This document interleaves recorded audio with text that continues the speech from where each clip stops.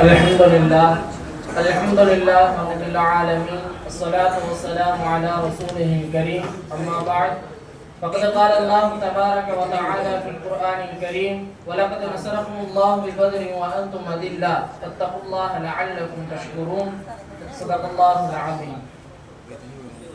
புகழனைத்தும் அல்லாஹ் ஒருவனுக்கே உரித்தாகட்டுமாக. அவருடைய சாந்தியும் சமாதானமும் ஈருலக தலைவர் அண்ணலம் பெருமான் நபிகள் நாயகம் ஸல்லல்லாஹு அலைஹி வஸல்லம் அன்னவர்களின் மீதும் அவர்களின் அப்பொழுக்கற்ற அஹ்லு பைத்துகளின் மீதும் அவர்களின் வழியை நழுவாது வலுவாது பின்பற்றி வாழ்ந்த உத்தம சத்திய சஹாபாக்களின் மீதும் குறிப்பாக இப்பட்டிமன்றத்தில் வீட்டிருக்கக்கூடிய நம் அனைவரின் மீதும் என்றென்றும் குறைவின்றி நிறைவாக உண்டாகட்டுமாக. ஆமீன். முதல்ல என்னுடைய பாடத்தோழர் அமானுல்லா ஒரு வார்த்தையை சொல்லிட்டு போனாரு, வாய் உள்ளவன் பொழைச்சுக்கலான்ட்டு. அவருக்கு வாய் இருக்கிறனாலதான் இங்க பொழைச்சாரு, இல்லைன்னா அவ்வளவுதான் வரும். ஏன்னா அவரு சொன்ன கருத்து எதுவுமே அவருடைய கான்செப்டுக்குள்ளேயே வரல. அவரு போராட்டம்னா என்ன, போர்க்களம்னா என்னன்னு இன்னும் படிக்கணும் போல இருக்குது. அப்பதான் அவர் அதுக்குள்ளேயே வர முடியும் போல இருக்கு. அவரு நிறைய விஷயங்கள் சொன்னார். முதல்ல அந்த 17 முறை போராட்டம் செஞ்சாருன்னு ஒரு வார்த்தையை சொன்னார். அவர் போராட்டம் செய்யலைங்க, போர் செஞ்சார். 17 முறை போர் செஞ்சு 18வது முறை வெற்றி அடைஞ்சார். யாரு? முகமது கஸ்னி அவங்க. அப்ப போராட்டத்துக்கும் போர்க்களத்துக்கும் வித்தியாசம் தெரியாம போராட்டத்தை பத்தி பேச உட்கார்ந்து இருக்காரு. இன்னொரு விஷயம் என்னன்னா, அவர் சொன்னாரு, ஆசிஃபா அந்த சின்ன குழந்தைய பலாத்காரம் செஞ்சாங்க, அப்ப நாங்க போராடணும் அப்படின்ற மாதிரி சொன்னார். நீங்க அன்னைக்கில இருந்து கணக்கெடுங்க, அந்த பெண் அந்த சிறு குழந்தை பலாத்காரம் செஞ்சப்ப நம்ம எல்லாமே போட்டோம். இன்ஸ்டாகிராம் ஸ்டோரியில, வாட்ஸ்அப் ஸ்டேட்டஸ்ல ஜஸ்டிஸ் ஃபார் ஆசிஃபான் போட்டிருந்தோம்ல. அப்படி போட்டு இன்னைக்கு இப்ப ட்ரெண்டிங்ல ஒரு கல்கத்தால நடந்த இந்த ரேப் இது வரைக்கும் நீங்க எடுத்து பாருங்க, எத்தனை பெண்கள் ரேப் செய்யப்பட்டு இருக்காங்க. ஆனா இவங்க அப்பயும் போராட்டம் நடத்தினாங்க, இப்பயும் போராட்டம் நடத்தினாங்க, இனி எப்பயும் போராட்டம் நடத்திட்டு தான் இருப்பாங்க. அது நிக்காது. ஏன்னா போராட்டத்தினால இவர் சொன்னாரு, ஒரு முறை நாங்க செய்வோம், 2வது முறையும் போராட்டம் செய்வோம். இன்னைக்கு நைட் அவர் சாப்பிடும்போது நான் ஒரு டைம் போய் அவரை தாளால் அடிப்பேன், அமைதியா இருந்து பாரான்னு பாப்போம். அப்படி அமைதியா இருந்தாருன்னா ஒரு போராட்டம் செய்யறது தகுதியானவர் நான் சொல்லுவேன். இல்லைன்னா அவருக்கு தகுதியை அடிக்கணும். அடிக்கும்போது தாளால இருக்குமா, வெறும் தாளாவா? அப்படிலாம் வேஸ்ட் பண்ண மாட்டாங்க. அப்படி போராட்டத்துக்கும் போர்க்களத்துக்கும் வித்தியாசம் தெரியாம தான் இங்க உட்கார்ந்து இருக்க. நீங்க நல்லா சிந்திச்சு பாருங்க. இன்னைக்கு இருக்க முந்தா நேத்து தான் நம்ம சுதந்திர தினத்தை கொண்டாடணும். இன்னைக்கு இருக்கக்கூடிய நாள்ல பெண்களுக்கு ஒரு பாதுகாப்பும் கிடையாது. ஏன்? எதனால?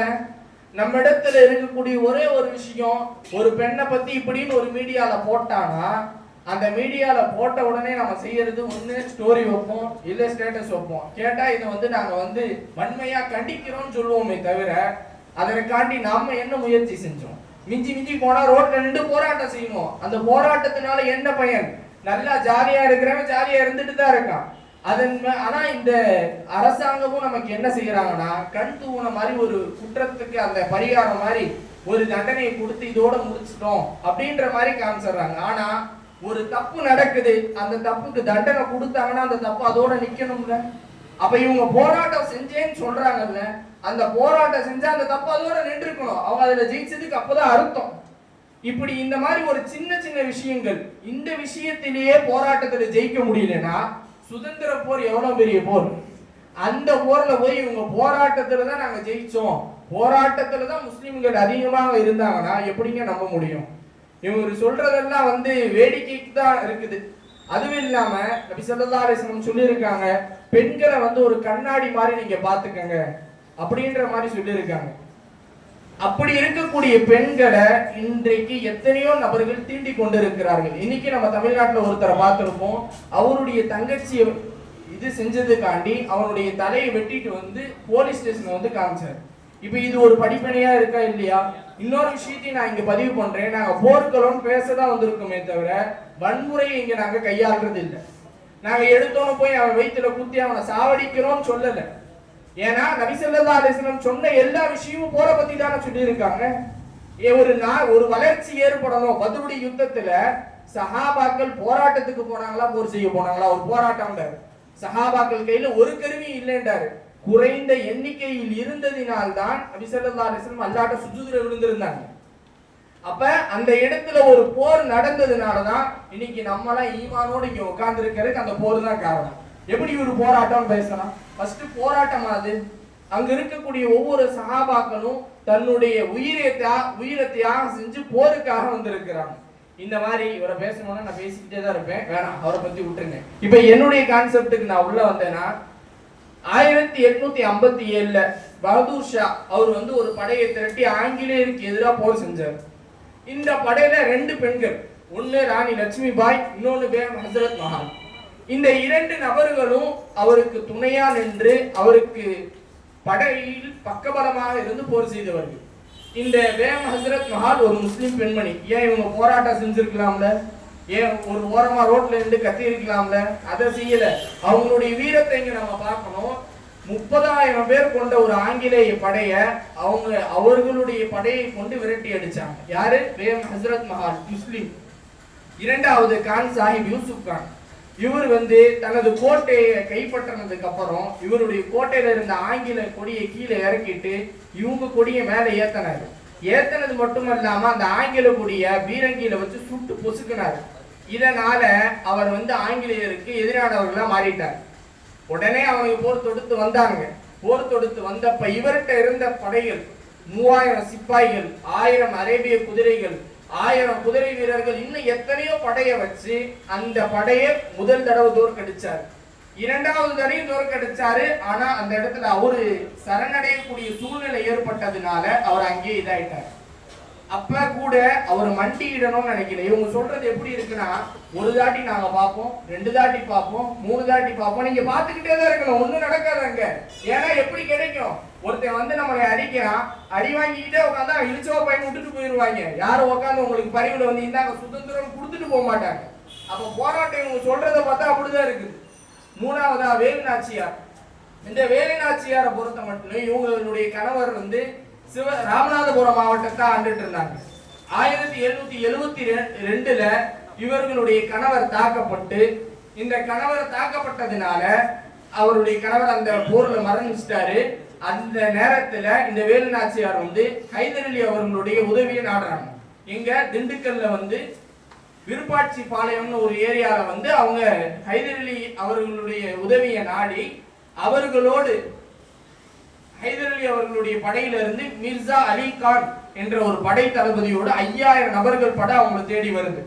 வந்து இவர்கள் மறுபடியும் அந்த ராமநாதபுரத்தை வென்று அவர்களை அந்த கோட்டையை திரும்பி பெற்றாங்க. யாருனால? இந்த படை தளபதி, இந்த ஹைதர் அலி என்ற மன்னர். இப்படி இருக்கக்கூடிய முஸ்லிம் சமுதாயம் போராட்டத்துல மட்டும் இங்க முடங்கி கிடக்கல. போராட்டத்தை மட்டும் வச்சு நம்ம என்ன செய்ய முடியும்? ஒண்ணுமே இங்க இது பண்ண முடியாது. நானும் அவராட்ட பேசலாம், வேணாம். அடுத்து தீரன் சின்னமலை, இப்படி ஒருத்தர் இருந்தார்.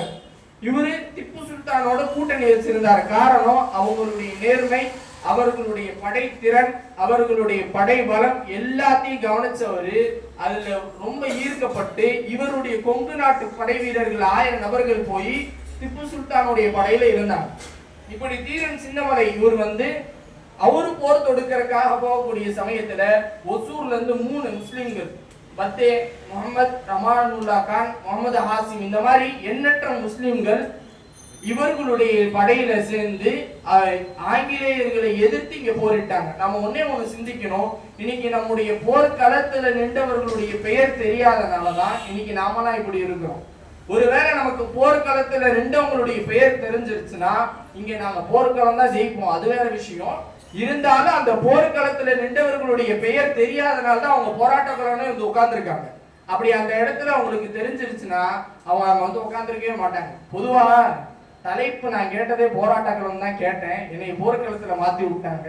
ஒரு வகையில இப்படி மாத்தி விட்டது நல்லதுன்னு தான் நினைக்கிறேன். ஏன்னா அமானுல்லா கதை எடுத்து கொடுத்த மாதிரி ஆயிடுச்சு. எனவே இந்த போர்க்களம் அன்றைய காலத்திலேயா இருக்கட்டும், இந்த காலத்திலேயா இருக்கட்டும், ஒரு முக்கியமான ஒரு பங்கு. இன்னைக்கு நாம பிரபலியமா எல்லா மீடியாக்கள்லயும் பாக்குறது விக்னேஷ் போகத். இந்த பெண்மணி வந்து மல்யுத்த வீராங்கனை. இவர்களுள் பாலியல் வன்கொடுமைக்கு ஆளாக்கப்பட்டு இவர்கள் இதற்காண்டி போராடினாங்க. போராட்டமும் நடந்துச்சு, எல்லா சமுதாய மக்களும் பார்த்தாங்க. ஆனா இப்ப ஒலிம்பிக் நடக்கக்கூடிய டைம்ல, ஒலிம்பிக்ல கடைசி டைம்ல அவங்க ஜெயிச்சா யாருக்குங்க பதக்கம்? இந்தியாவுக்கு தான் பதக்கம். ஆனா ஒரே ஒரு காரணத்துக்காண்டி அவர்களை இந்த ஒலிம்பிக்கை விட்டே நீக்கிட்டாங்க. காரணம் அவங்க போராடினாங்க. போராட்டத்துக்கு இங்க மதிப்பே கிடையாதுங்க. இன்னைக்கு நீங்க போராடினீங்கன்னா காலத்துக்கு போராடிக்கிட்டு தான் இருக்கணும். எனக்கு ஒரு படி முன்னாடி நீங்க காலை எடுத்து வைக்கிறீங்களோ அப்பதான் அவன் ஒரு அடி பின்னாடி எடுத்து வைப்பான். இப்படித்தான் நம்முடைய முஸ்லிம் மக்களும் அன்று சுதந்திர போர்ல ஒரு அடி முன்னாடி எடுத்து கொடுத்ததுனாலதான் இன்னைக்கு சுதந்திரத்தை வாங்கிட்டு நம்ம உட்கார்ந்து இருக்கோம்.